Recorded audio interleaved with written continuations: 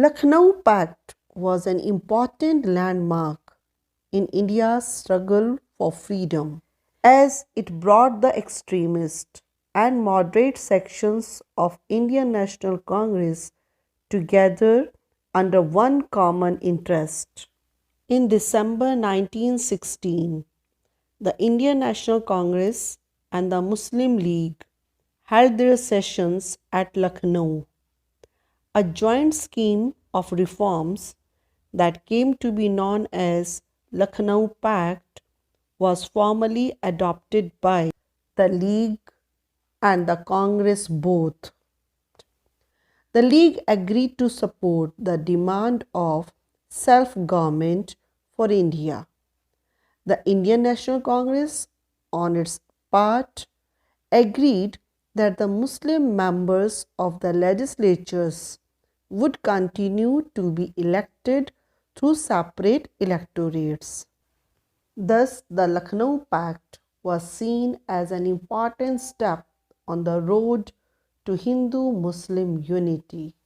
After the First World War, in order to pacify Indians, the Montagu-Chelmsford reforms were passed in 1919. It is also known as Government of India Act. Some of the important features of this act were: the Central Legislative Council was made bicameral, that is, it would consist of two houses, the Imperial Legislative Assembly and the Council of State.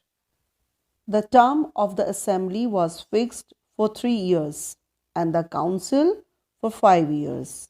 The powers of the houses remained more or less the same. Next feature, the system of diarchy or dual government was introduced in the provinces. The state subjects were divided into two parts, reserved and transferred. Subjects like finance and police, which the British considered more important, were put in the reserved list, and they were under the control of the governor and his council.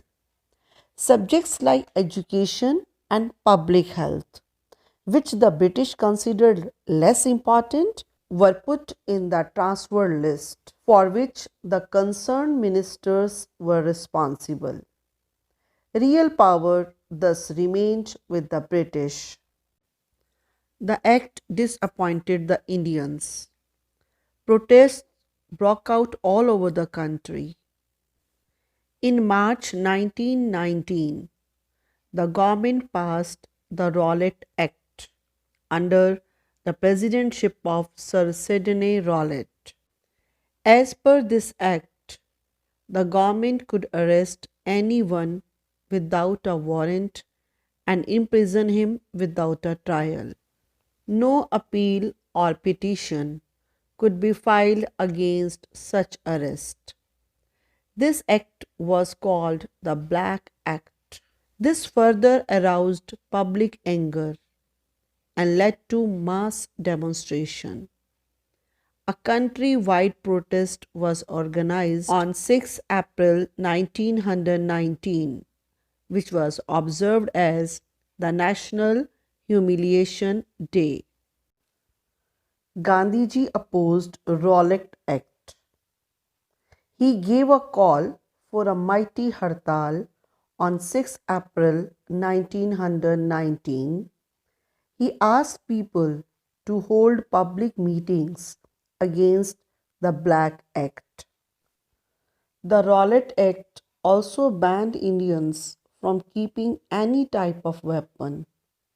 This angered the Sikhs, who kept a kripan with them as part of their religious beliefs.